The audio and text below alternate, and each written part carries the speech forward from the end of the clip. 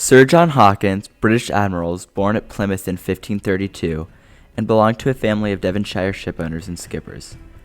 Occupations then more closely connected than is now, his father, William Hawkins, was a prosperous freeman of Plymouth, who thrice represented that town in Parliament, and is described by Richard Hyatt as one of the principal sea captains in the west parts of England.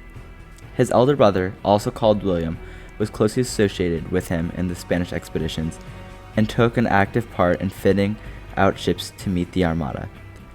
And his nephew, the eldest son of the last named of the same name, sailed with Sir Francis Drake to the South Sea in 1577 and served as a lieutenant under Edward Fenton in the expedition, which started the East Indies and China in 1582. His son, Richard Hawkins, was also a British admiral and explorer. John Hawkins' first voyages were from 1555 to 1563. They formed a syndicate of wealthy merchants to invest in trade, including that of slaves. In 1555, he set sail with 3 ships for the Caribbean via Sierra Leone. They hijacked a Portuguese slave ship and traded the 301 slaves in the Caribbean. Despite having 2 ships seized by the Spanish authorities, he sold the slaves in Santo Domingo and thus demented the profit made by his London investors. His voyages caused the Spanish to ban all English ships from trading to the West India colonies.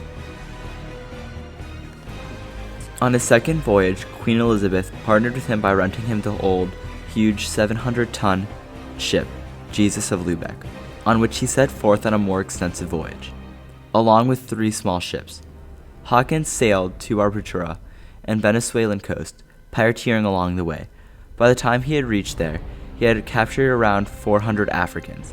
Diego Ruiz de Vallejo, public accountant, allowed him to trade slaves on the condition that he pay only 7.5% of the tax.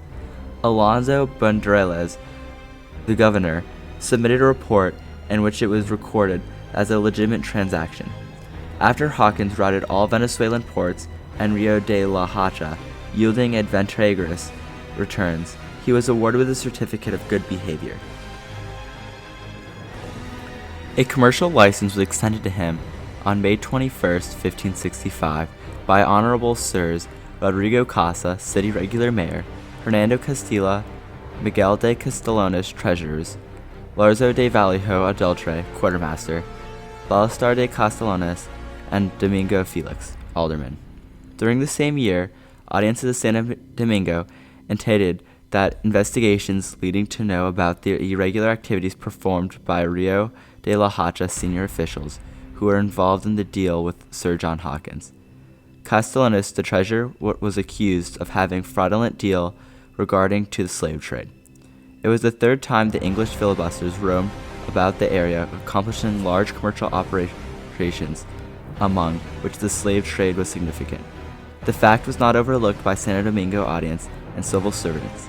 In connection to his visits to Venezuelan ports, in the year 65, recorded was 1567. There was such a coaster named Juan de Aguinas, Englishman, with enough gauze and 300 to 400 slaves, product of his raids of Guinea territory. In the province of Venezuela, quite few slaves and merchandise were rescued from his Englishmen, and others such as Frenchmen and Portuguese, who were accustomed to this kind of activities.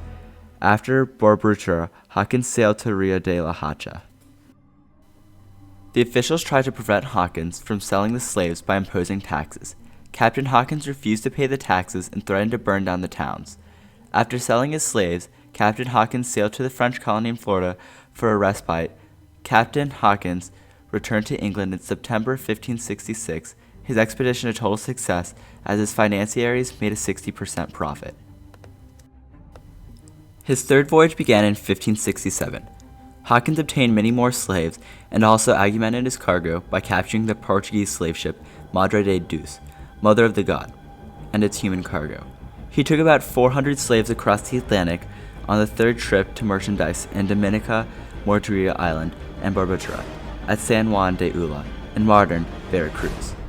He was chanced upon the strong Spanish force that was bringing the royal etiquette issued on June 16, 1567, In the ensuing Battle of San Juan de Ula, only 2 of the English ships escaped the destruction, and Hawkins' voyage home was miserable. That of Hawkins' gunner, Job Hartop, was equally so, and took so many years. Although his first 3 voyages were semi-practical enterprises, Queen Elizabeth was in need of money and saw pirates as fighting her battles at her own cost and risk. Hawkins would write about the details of his 3rd voyage and an alliance to raid for slaves. Specifically, the comments on the trading and raiding were closely related in the English slave trade, and so European success in the slave trade directly depended on African allies who were willing to cooperate. He also comments on the level of violence and his men use and encourage in order to secure his captivities. The title makes clear the biased methodology. As part of the English government's web of counter-espionage, Hawkins pretended to be part of the Ridolfi plot to betray Queen Elizabeth in 1571. By gaining the confidence of Spanish ambassadors to England, he learned the details of the conspiracy and notified the government so the arrest of the plotters. He offered his service to the Spanish in order to obtain the release of prisoners of war and discover plans for the proposed Spanish invasion of England. His help in foiling the plot was rewarded, and in 1571 Hawkins entered Parliament as MP for Plymouth. He became Treasurer of the Royal Navy on January 1, 1578, following the death of his predecessor, Benjamin Gonson, who was also his father-in-law, Hawkins having married Catherine Gonson in 1567. Hawkins was determined that his navy, as well as having the best fleet of ships in the world, would also have the best quality of seamen. So he petitioned and won a pay increase for the sailors, arguing that a smaller number of well-motivated and better paid men would be more effective than a larger group of uninterested men. In 1595, he accompanied his second cousin Sir Francis Drake on a treasure-hunting voyage to the West Indies, involving 2 unsuccessful attacks on San Juan and Puerto Rico. During the voyage, they both fell sick. Hawkins died off sea of Puerto Rico. Drake succumbed to disease, most likely dysentery, on the 27th of January, and was buried at sea somewhere off the coast of Portobello. Hawkins was succeeded by his son, Sir Richard Hawkins. Hawkins came to the public attention again in June 2006, almost 4.5 centuries after his death, when his descendant, Andrew Hawkins, publicly apologized for his ancestors' action in the slave trade.